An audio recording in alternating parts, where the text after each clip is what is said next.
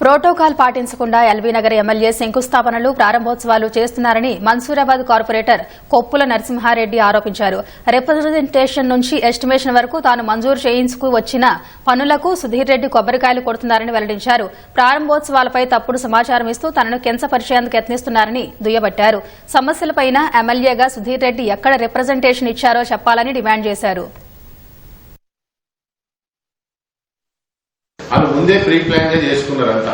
వీళ్ళు అడగాలంటే ఏదో ఇంటిమేషన్ ఇచ్చినట్టుగా సమాచారం ఇచ్చినట్టు చేయాలి, వచ్చారు రాకపోతే ఇలా మీద బురద జల్లాలని చెప్పి గతంలో కూడా ఇలాంటి ప్లాన్లే చేస్తుండే. ఒక రోజు కూడా అదే పరిస్థితి చేశారు.